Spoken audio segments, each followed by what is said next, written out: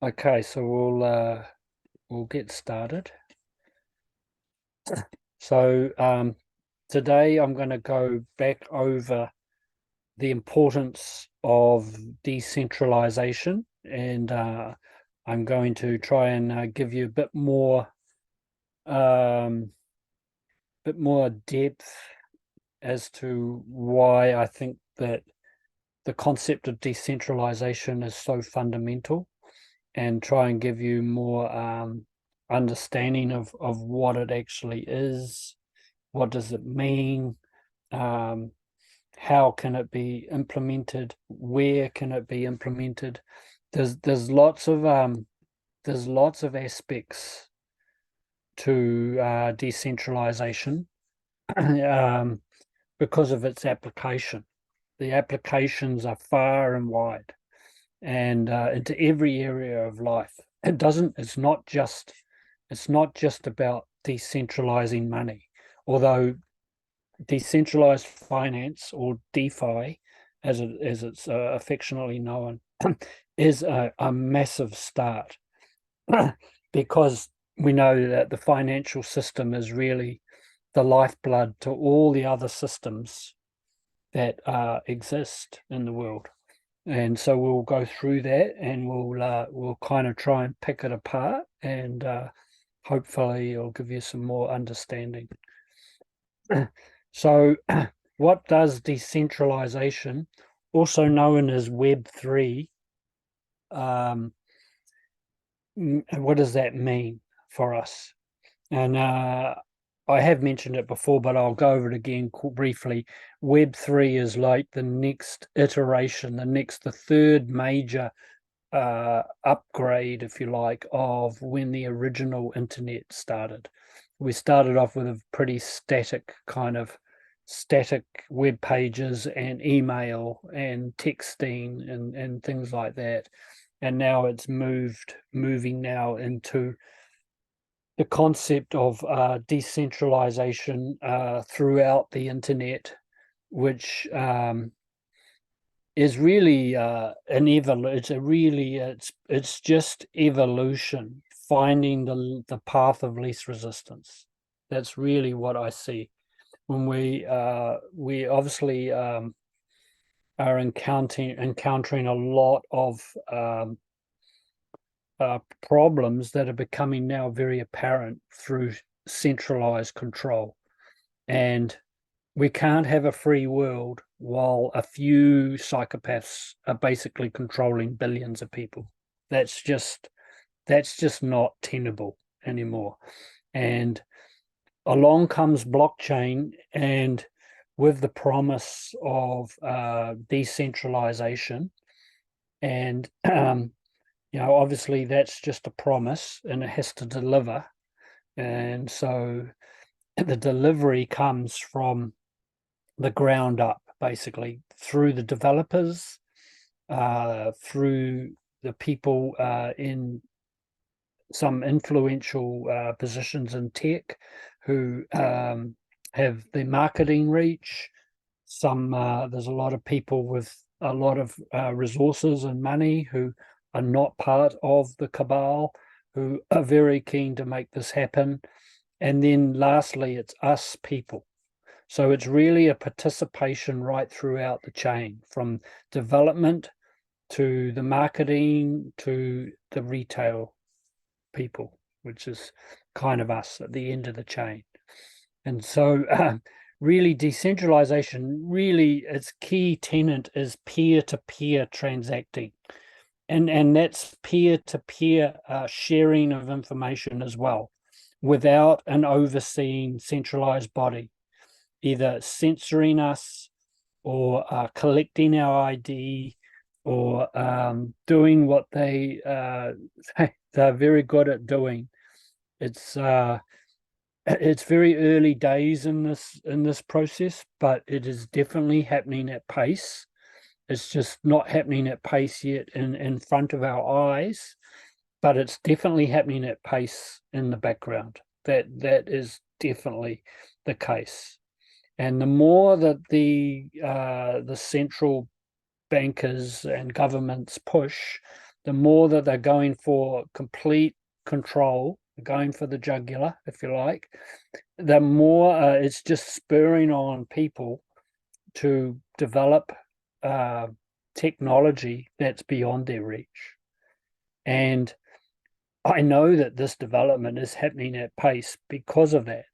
So you could say that it's through the central bank's actions that's actually helping to seed their demise. There's, now it's out in the open. Now people know what we're up against and what we're having to deal with. So they're really just making a rod for their own back. So so peer-to-peer transacting, peer-to-peer information sharing. When I say information sharing, that's I guess you could say a big one will be in the social media realm. They actually are calling it social-fi, because I think that there will be blockchain-based decentralized social media where they will also have decentralized payments embedded. I mean, that's what Elon Musk wants to do. And I don't know whether what he's planning is going to be fully decentralized or not, but it's definitely being developed by others. It's just not visible yet. So obviously decentralization really means there's no middleman, or much fewer middlemen. There might still be a few that crop up here and there, but basically the concept is no one comes in between us people when we are transacting, or when we're sharing our information, or when we are doing anything basically online. It also means a redistribution of funds away from the central banks, away from the governments, away from any centralized body that's attempting to exert their domination and control. So it's an even more even distribution of funds and information as well, of course. It's and because of this, it means a diminished control by the central authorities. So one goes with the other. As we get more distributed funds, as we transact peer to peer, it basically is going to weaken their control. And it will weaken it by magnitude, by orders of exponential magnitude, because not only are we taking money away from them, we are reintroducing more funds into the decentralized economy, which is going to become like a virtuous upward spiral. So it's going, when it really starts to kick in, it's going to really hasten their demise. And we will know that they are really on the back foot when they start throwing out the big guns, if you like, the black swans and the cyber attacks and all the things that they promised they would bring. Yeah, and we must be very, very close to that. As to a perfect marker is what's happening, well, initially in Ukraine and COVID, but now with what's happening in Israel, that is definitely a sign that things are speeding up. So we're starting, it's very difficult for people to join the dots, but these wars are bankers' wars, these wars are control wars. And yeah, the fact is that it's starting to get hotter. It means that we are getting closer. And it also means that the fight that's going on between the various factions of Cabal, who are now kind of certain aspects fighting against each other, as we learned that from on Monday, from the presentation we did on Monday. It's showing that, but basically that it's according to this guy, the Rothschilds versus the Rockefellers. So, and that sort of stacks up with what I've seen. So anyway, carrying on, decentralization means more privacy. It means more transparency as well. It's absolutely imperative to have privacy of our identification, privacy of our personal details. That does not need to be known by any central authority. But full transparency of the transactions, that does not necessarily need to be anonymous. And that's one reason why I'm not really a big fan of privacy coins. And that may seem unusual to some people when I say that, but it's just affording the powers that were, as I heard, the powers that shouldn't be. It gives them the privacy as well, and then they can work their secret sauce under that veil, and it's like a trap. I think it could be like a trap. Whereas if everybody sees what everybody else is doing, the cabal definitely do not like that, because they're the ones who are pulling the strings of most of the puppets in the world are having their strings pulled by these people, and that means that we would be able to see that. And so it makes sense that it should be a level playing field of visibility, but not with names and addresses and numbers. It's just purely your address, your big long whatever it is, 25 letters and numbers. So that still makes it discoverable, but you have to go to some work to find out. And the big obvious money laundering transactions are going to be well beyond the magnitude of what we're doing. So that's why I think that's what I see as transparency. It's going to mean less fees, a lot of less fees. The amount of fees that you think about the amount of areas in our system where fees are collected. It's absolutely off the scale. Credit card fees, bank account fees. You've got fees when you pay by FPOS. You've got fees when you send money and when you receive money. You've got fees for practically everything you do. And it might appear like some of those fees are going to third parties or to other people that are not associated with the system, but that's not true. All the FPOS companies, all of the people that are in the middle, they're invariably, I'd say 90% of them are subsidiaries going back to the central cartels. So the fee reduction is going to take a huge bite out of the traditional bank's revenue stream. And again, that's going to be a self-fulfilling prophecy for us. And it's going to it's going to put billions and hundreds of billions of dollars back into the world economy for circulating.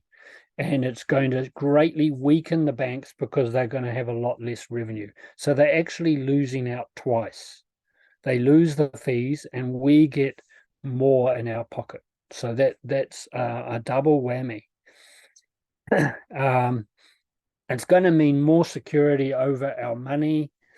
It's more security over our information and potentially also our assets. For example, an NFT, making our property title into an NFT is going to be far more secure than having a title that's a piece of paper that's held by a government department called the Land Information, the Land Registry Office. So, we are moving in this direction. It's going to be a journey. It's not going to happen overnight. It's not going to happen when they finally bring some regulation to the digital world, the digital crypto blockchain world, but it's definitely going to be a huge step forward. It's going to mean more inclusion for the unbanked.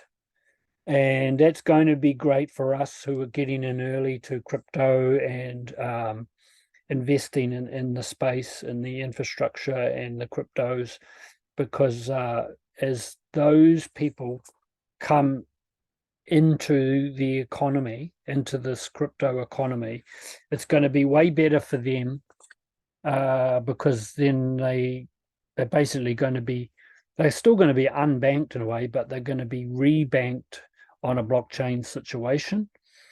And it is also going to bring the price of our cryptos up, obviously, and it's going to bring a huge amount of money into circulation. So the velocity of money will speed up. And that's going to be good for the third world countries as a whole. And it's going to be, it's going to also help to weaken again the grip that centralized mainly westernized countries have over them and over their country.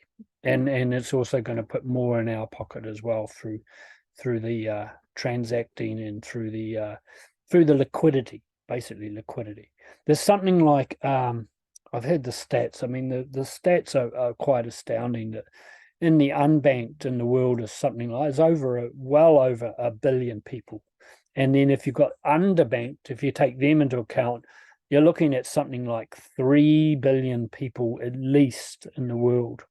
3 billion people, even if they're only, investing, $100, say, over a week, or whatever it is, it's still a huge amount of money at the end of the day.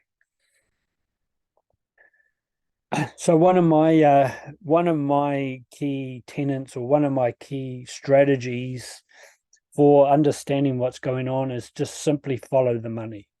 And if you really follow the money, it'll lead to all the corruption that's happening in the world, all the major corruption. The money trail will lead you to their door. It will uncover what's really been going on. And because of centralization, they can hide behind that quite well. And as that gets broken apart, which is what we're starting to see, the money trail becomes easier to follow, and they're definitely getting exposed. So we need to focus. We need to focus on the money at a global level in the context of the economy of the world, the global economy. We have to put some focus on the money. And that's not going against the grain of I'm not unspiritual because I'm looking at the money system, or because we're trying to protect ourselves from our money getting stolen. Money is as spiritual as we are in many ways. The money itself is created through energy, through work, through our sweat, through our ingenuity, our creativity. Money is just simply inert. It's a medium of exchange, and when we have nothing, or when we're basically getting the crumbs, and a few centralized powers that have all the money, that is definitely a major imbalance. And it needs to be corrected. So every other area, and I'm talking on a physical plane here as well. I'm talking about obviously in the context of our world global transactions, on the context of our work, our income, our labor. I'm talking in context of also all the other areas, all the major systems of the world. They all depend on money. The government won't survive without money. The corporations, the large cartels don't exist, or don't prosper without all skimming all the money. The banks, the education system, all of these areas all need money as a lifeblood. So if we start to strangle that supply, or that incessant gravy train that they've been on, then they're not going to be able to carry out all the all the crimes that are being committed against humanity, all the blood money, all the bribery, all the hoarding and the greed and the, you go on and on and on. All the corruption is involving money. And some of the most heinous crimes on the planet all involve money. So we have to stem that flow and redistribute. Central banks and the largest hedge funds are the source of the majority of the money and debt issued. So yeah, they print the money, and as they print money, they're printing more debt, basically, in a nutshell. And that debt, as we now know, that debt is they are attempting to make us the guarantors of their debt. They want to make our assets the collateral for their basic money crimes. I can't stress that enough, how important that is to know. That's why they need to make as much of crypto a security token as possible. So, whether that's going to succeed or not, time will tell. But I would imagine they will succeed in some areas, but in others, they will completely fail. And eventually it will infect the rest of the world in a positive way.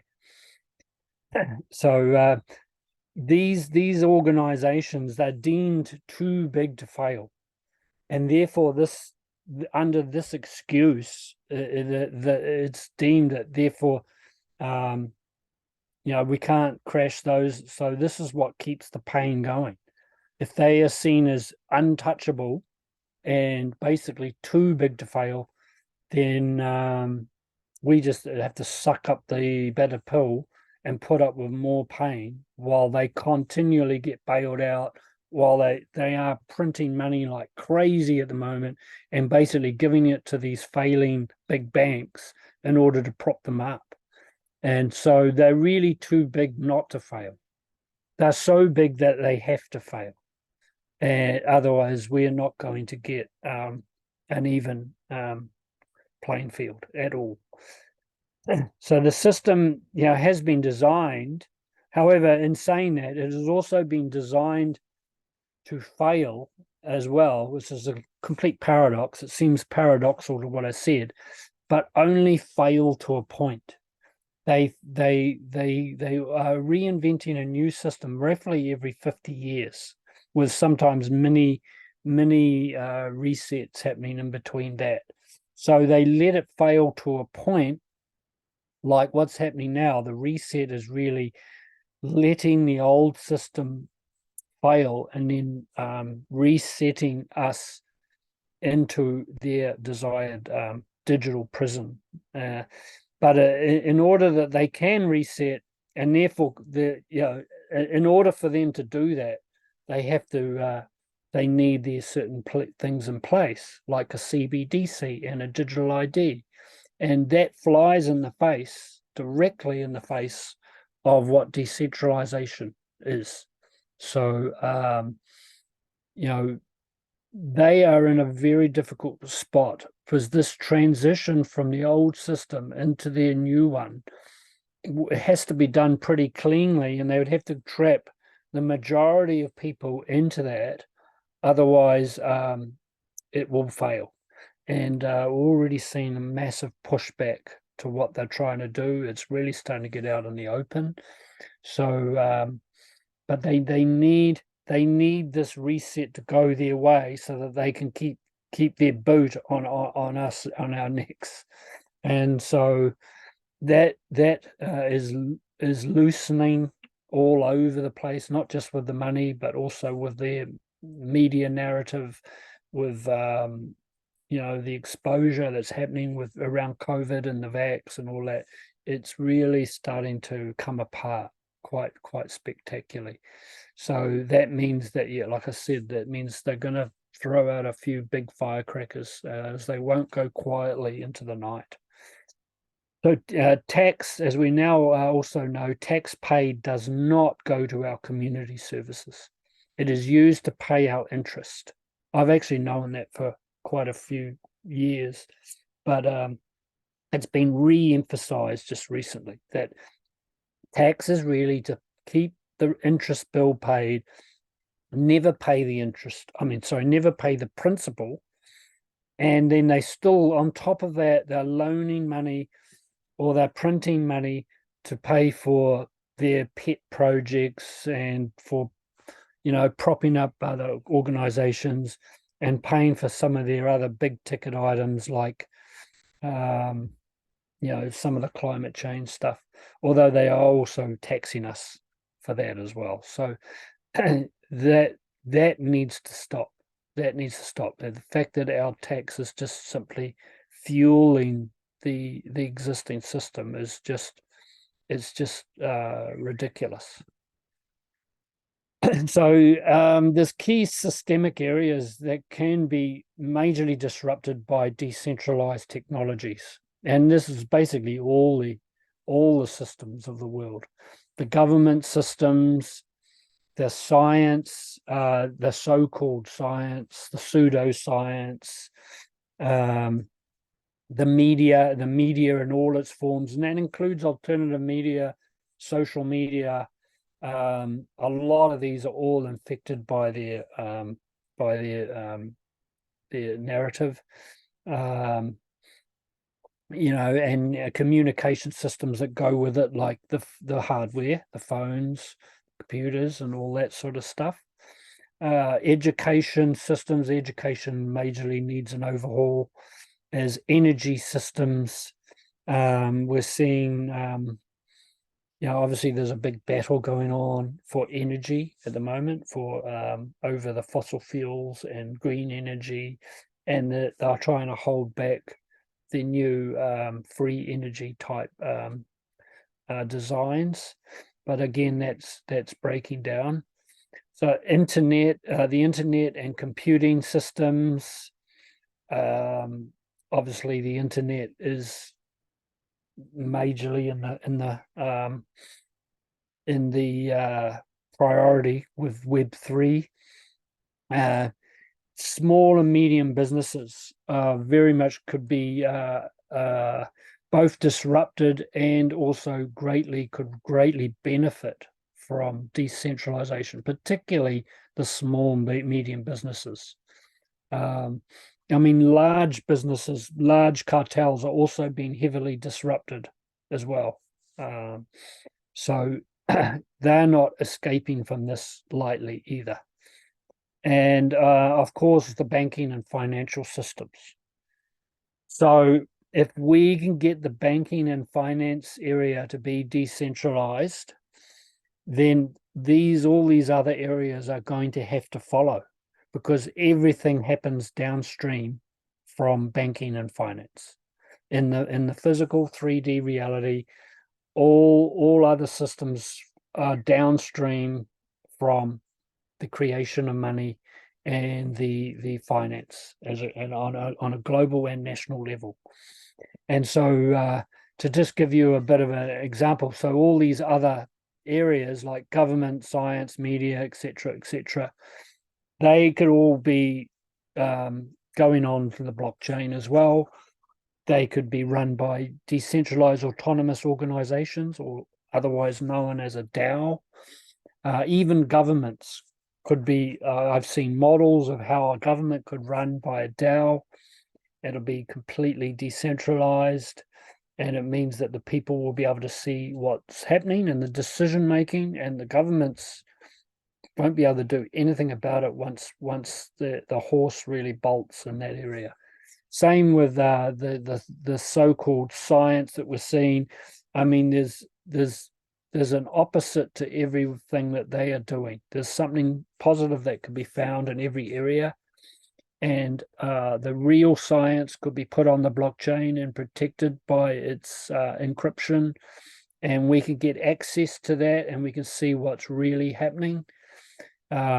Media, as I said, the social media is really next in line for a big overhaul around blockchain, and where you'll get paid to post, and where the whole social media itself will be based on a decentralized blockchain, which will completely break apart traditional Facebook and Amazon and these other areas. It's going to completely compete directly with them.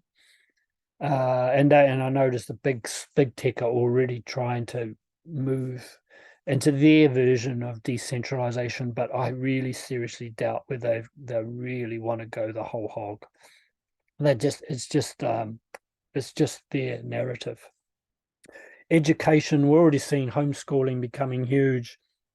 Imagine how schools could be set up on a blockchain that's decentralized and fed with proper history and proper curriculum that can be controlled by the parents or could be controlled by teachers that are more awake.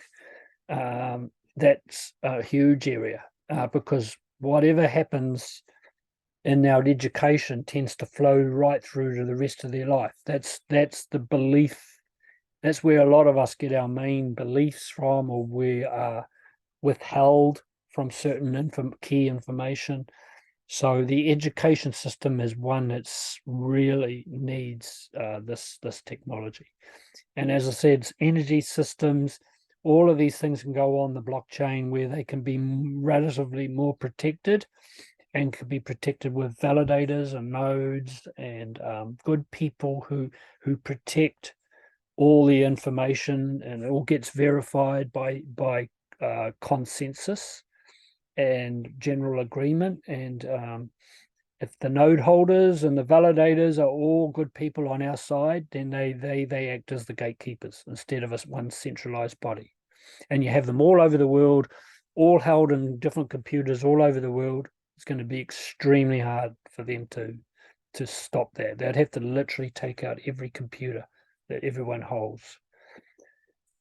So yeah, and then businesses I think will end up becoming more like a DAO in time to come, and they'll be AI run, they'll be self running, autonomous, automated, and that's going to free up a lot of our sweat and our labor, and it's going to change everything from the flat factory floor right through to service businesses, product-based businesses. It's going to really create an upheaval in that traditional area. Oh, and of course, with banking and finance systems, we can be our own banker. We can have decentralized banks, which we know there is one coming, which it's going to be launching at the end of this month. Super excited to see how that looks, and we're going to get a real insight into how that looks actually on Friday morning. So look forward to that. So what have we got with breaking it down a bit more? When we come to the types of decentralized technology, what are we looking at in some of the terminology here? So obviously we've got the blockchain, the block type of blockchain. Distributed ledger technology is one of them, which is really more for the payment side, not as decentralized as some of the other projects, but definitely a stake in the heart as far as traditional banking goes, and decentralized enough to create a massive sea change. And I'm going to go into that a bit more in the next slide or two. We're going to have our digital wallets, and digital wallets where we hold the private keys, hardware wallets and software wallets. Obviously, hardware wallets are deemed to be far more secure, but where you've got to be careful is just making sure that when you're transferring to the hardware wallet, you have not got any malware in your computer. Otherwise, you can still be hacked. So you're only as good as your computer is clean. So be aware of malware, but that's for sure, especially when you're doing a transaction. But I think we're going to see more secure software wallets. I'm already been looking at a software wallet that is heralding a lot more security features, and this the space is evolving. So that's really good. That's really good to see. And I've mentioned DAOs, decentralized or autonomous organizations. They're not going to be perfect in the sense they're not going to, be completely. They're still going to probably have some regulation around them, and as some aspects of traditional business, initially anyway, and there will still be tax implications and all that. But as it evolves, I think they'll eventually become, fully off any centralized, there won't be hybrids. They're going to be kind of semi decentralized. I think ultimately they'll become fully decentralized, like the rest of the space will become as well. But they definitely are very important breakthrough.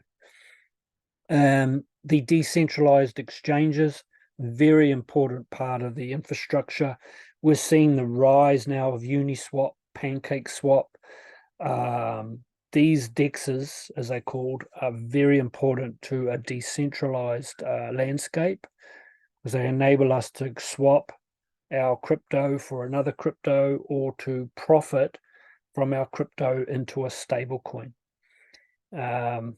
So that is definitely a key thing. And even Binance are now creating their own decentralized exchange, so that ultimately I think there won't be any centralized exchanges on the web in the time going forward.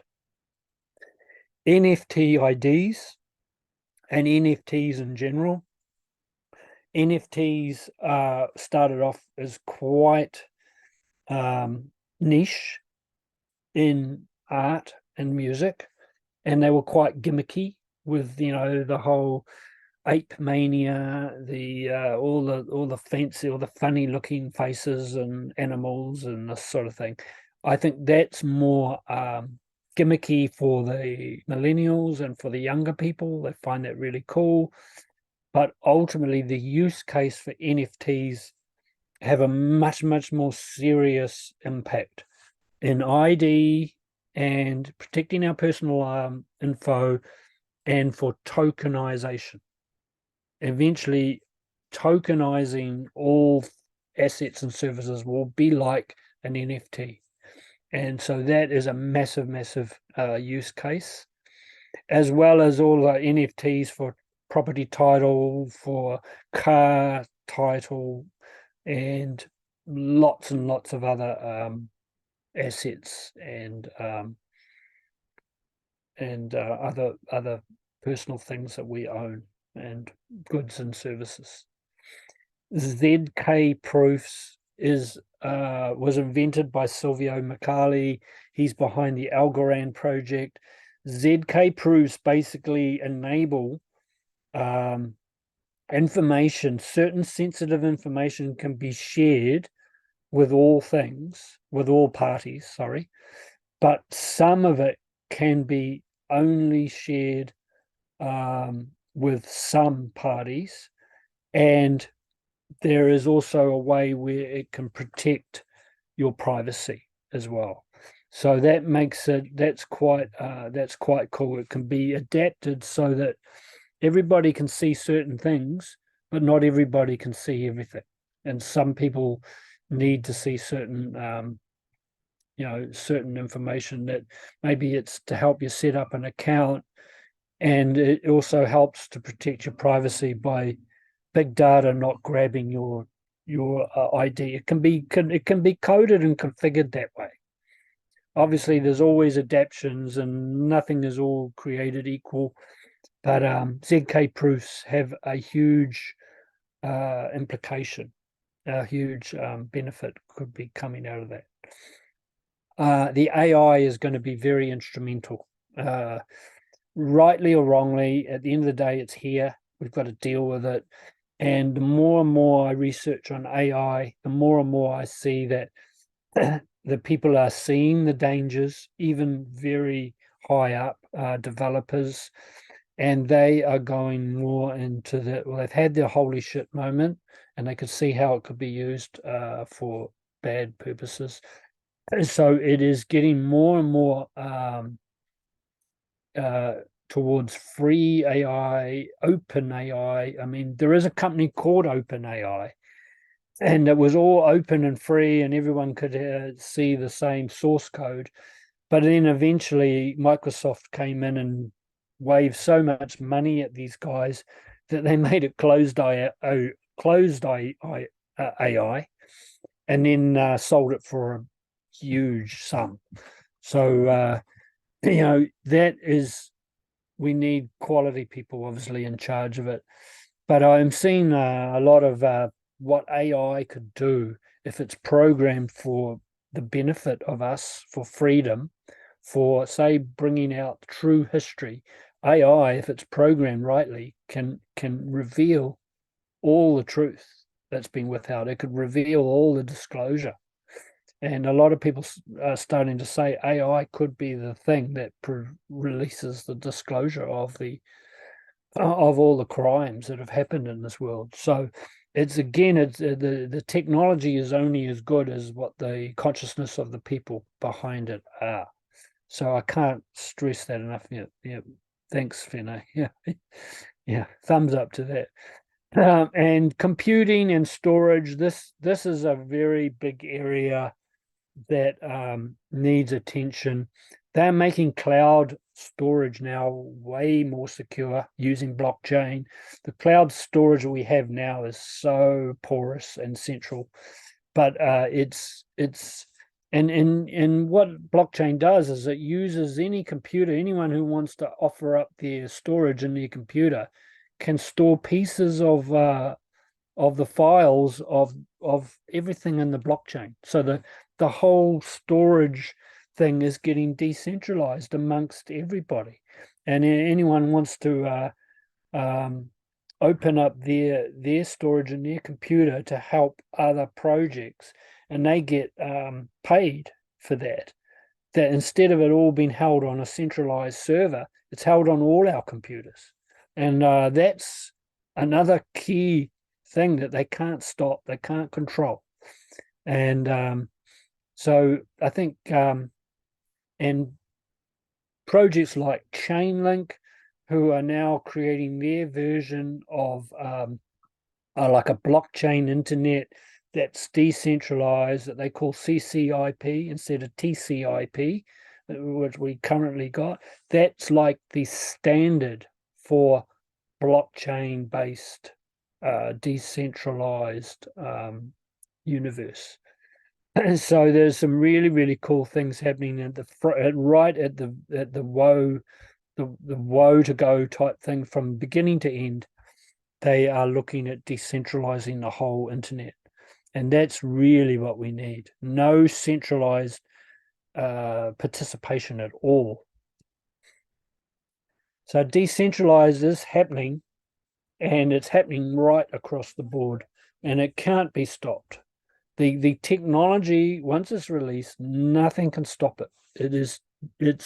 It's like the horse that is bolted, and all they can do is try and jump on the horse and try and direct it in their direction, and it might slow it up a bit, but they can't stop it overall.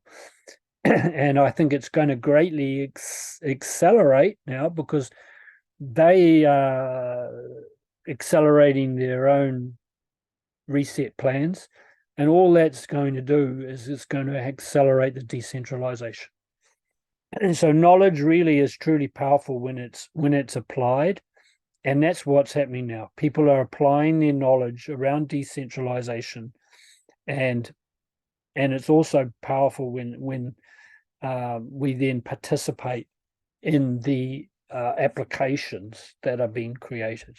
So developers get the knowledge, they create these technologies, and then slowly, bit by bit, people start to see it. They take the time to get their head around it.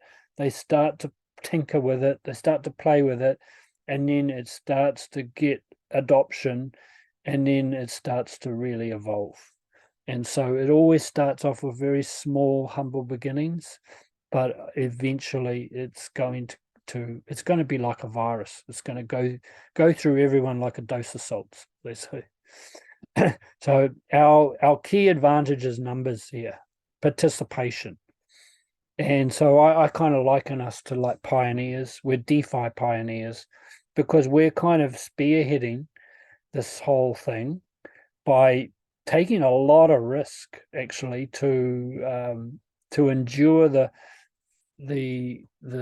issues that we got as they're trying to do everything they can to steal our crypto or stop us, and we have to endure some of the sideways looks from other people and think we're participating in scams and all this, but ultimately truth will win out.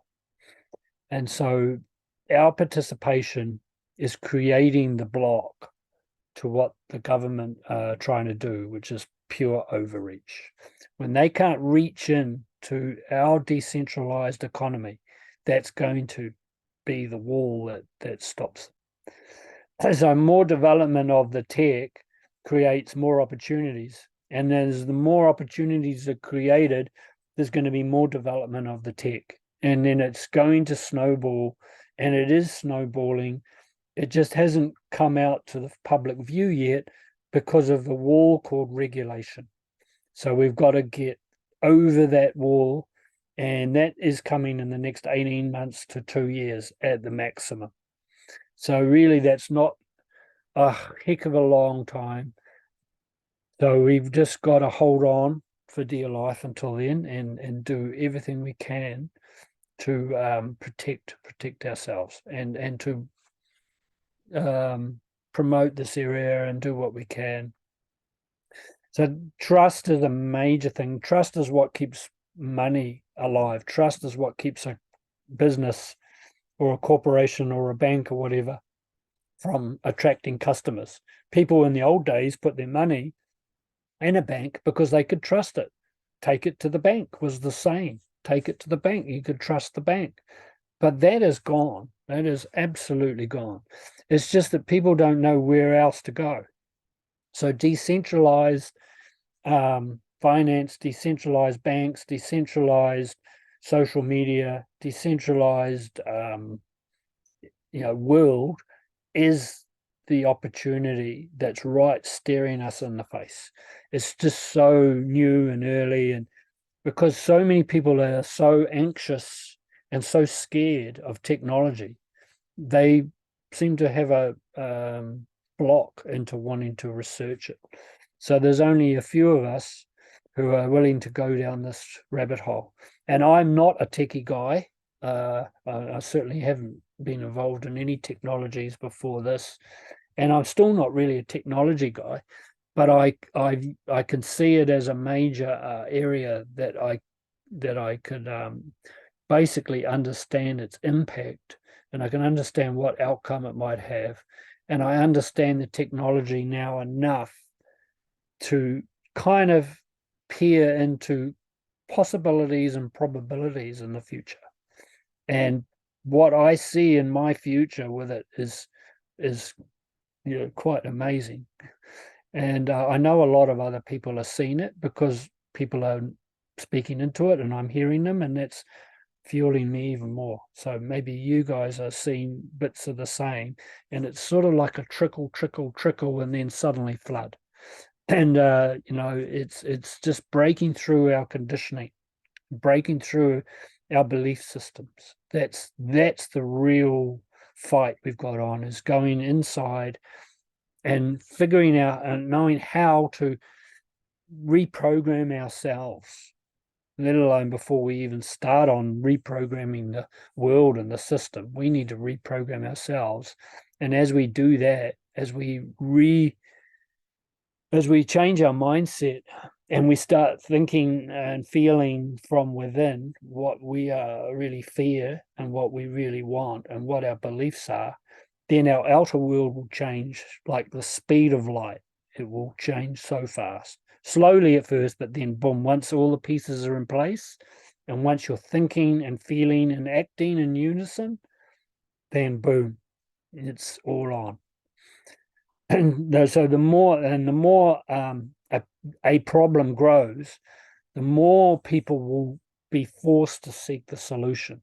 It's like the toothpaste being squeezed out of the tube thing. The more we squeeze, the more toothpaste comes out. And the more we get squeezed by all these ridiculous draconian type laws, the more that's where humans are actually really powerful, when they might be slow to get the drift of what's happening at first, but when they are under enough pressure, then we come together and we will work very diligently to ward off the enemy. And so yeah, so we're in that stage of flipping. The inversion is happening in the world right now.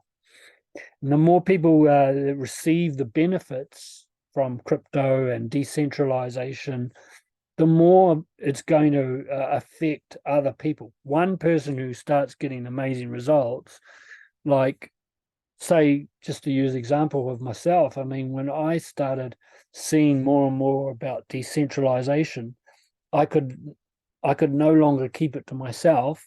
And now all you guys and some of the others in our community have started to catch some of the breadcrumbs of that, and now it's spawning a whole lot more evolution. And then you're going out and starting to, I see some of you going out there and starting to get a bit bolder and putting posts out on Facebook and daring to, you know, put these out while we're in the belly of the beast. And it's really, really good to see. So as each of us get affected, then we get impelled or infected by a purpose to go out and tell others. And that's what will happen in spades as the banking system starts to collapse. So banking, finance, and business is a huge area, and it's the first to be overhauled. So, and the first is really being spearheaded by the ISO 222 messaging standard. It's a key piece of the infrastructure. It's the rails of which a train would run on. It's the messaging system that's going to connect all the banks with the non-banks, with the bankless banks and the traditional banks.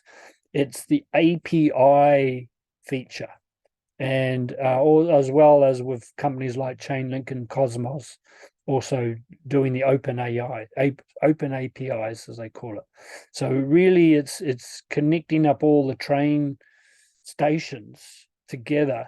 All the big areas are getting connected up, and it's once they flick the switch, there's a lot of development going on now, and then once regulation comes down, all the developments will be done, and then boom, it's going to be launched out on the people in one big over a period of days. People are suddenly going to be finding themselves in a whole new world, whole new system.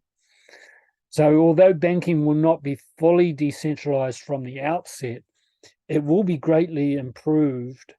It will greatly improve centralized banking on many fronts, and will help to provide significant liquidity to the rest of the financial sector. So what that means is that a dying system that we've got now is going to need to find a new home for their money.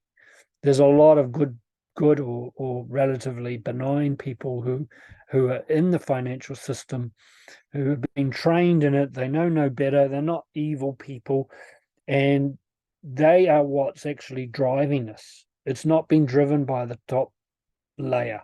The top central banks never ever would have gone down this road, but it's been driven by the smaller banks, the more enlightened, if you like, financial institutions, and it's been driven by the third world countries, the Asian countries predominantly, because they've been under the jackboot of the IMF and the World Bank and the BIS and the Fed forever, and they are now seeing a way out.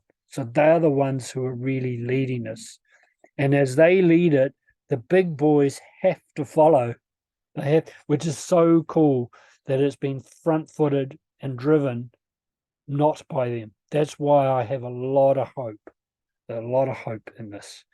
So It's going to improve global payments massively. It's going to suck a lot of revenue out from the traditional banks. It's going to make things a lot safer, quicker, cheaper.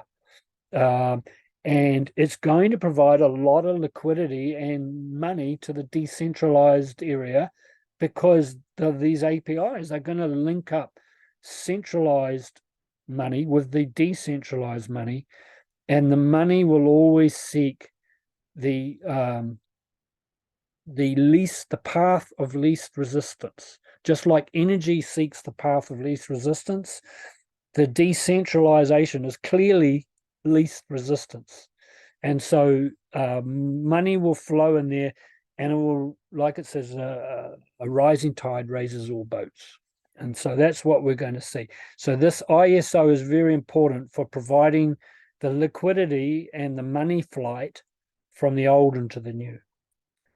The coins and tokens that work with the ISO standard will benefit massively up front, and particularly XRP, with its inbuilt decentralized exchange, is spearheading this. This XRP is going to be, in my opinion, freaking massive in time. And it might take longer than we would like, but when it happens, it's going to be of orders of magnitude bigger than anything we've ever seen. We tend to overestimate what will happen in the short term. We want everything quickly, but we underestimate what will happen in the longer term. And I think this is the same with technology. We try to get the instant gratification, the quick wins, the quick money, and because we're very short-sighted, we think very short term. We need to start thinking longer term because we are building generational change here, and so it takes time. So people got to readjust their expectation level, in my view, and it's particularly around XRP because it's so big and so disruptive. It has been slowed up in every which way, but it's still winning. It's still winning against the SEC. It's winning against the US government. It's winning in all over the place, but it's not fully recognized yet. And it's the same with the other ISOs. They all got their specialty. Then they combine them all together with XLM, XDC, Quant, IOTA. These are all massive exponential change when they all come on stream. And the liquidity pools that they'll create will have huge impact over time, particularly XRP's liquidity, on-demand liquidity. That's the lifeblood of any system. And the other tokens and coins will complete the new system, and some of them will come on. Some of them we don't even know yet. They'll be coming on stream, as well as many other tokens will start joining in with the ISO standard and become a part of that as well.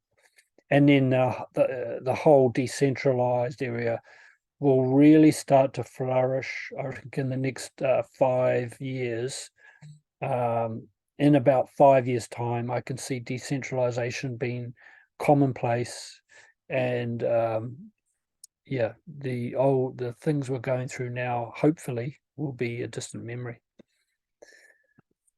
So now is the time. The only other best time from now is really well, as they say, apart from yesterday, it's today. And so, we have to seize the moment for those who and it doesn't have to just be in decentralization, and if people want to protect their freedoms, if people want to carry on with some semblance of quality of life, we all have to do our bit, and we start to have to rise up as a united force.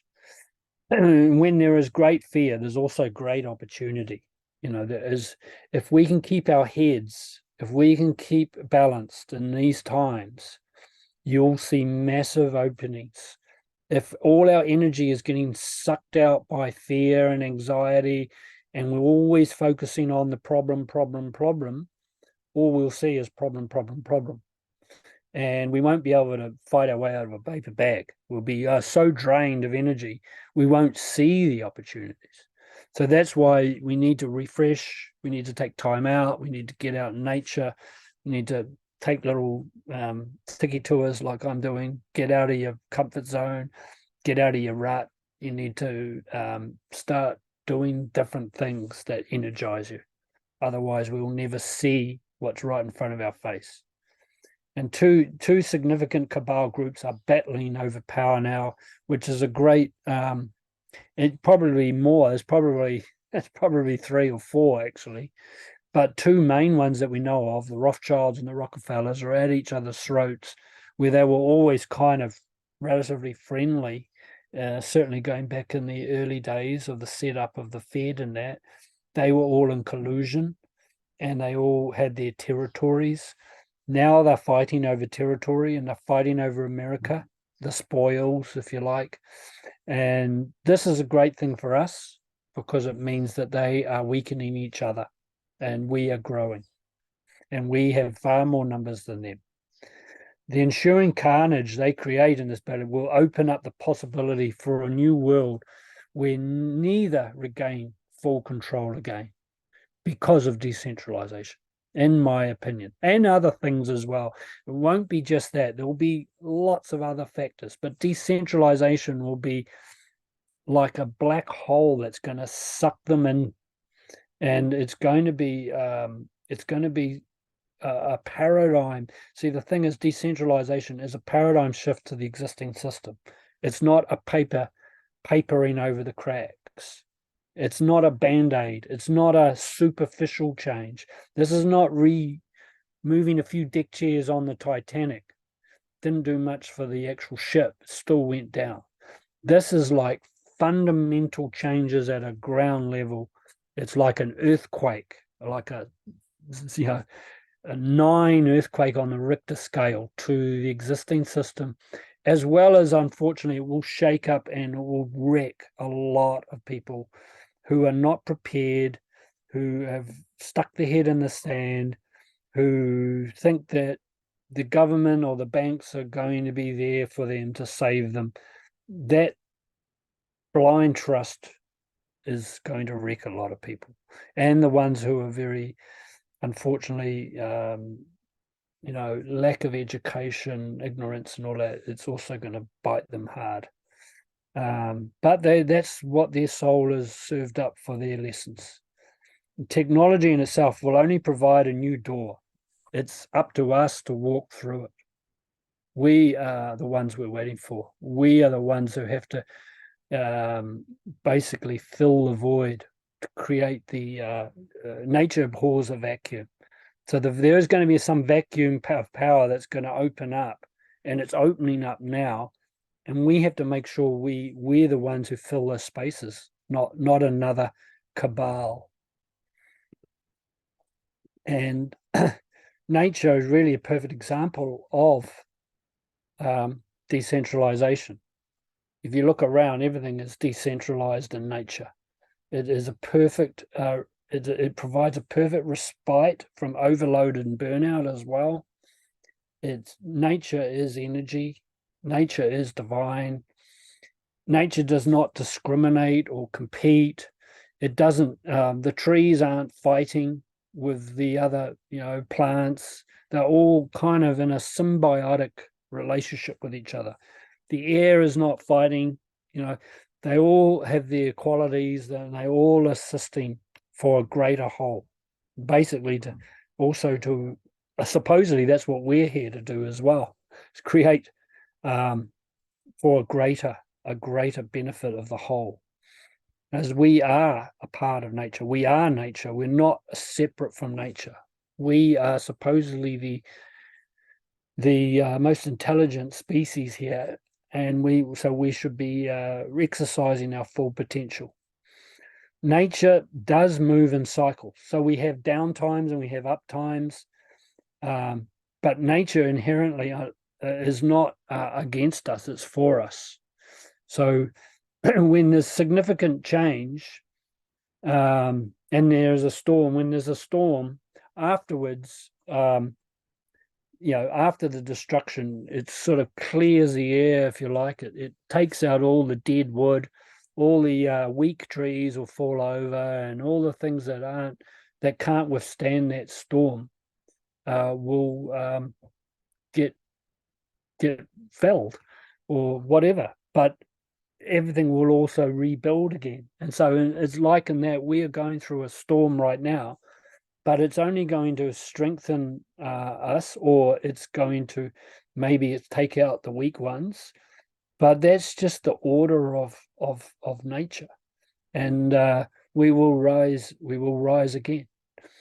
And so life is going to be a challenge, no doubt about it. We're in challenge now.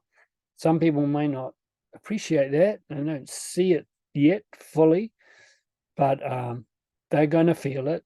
But always, as I say, after the storm comes a new start.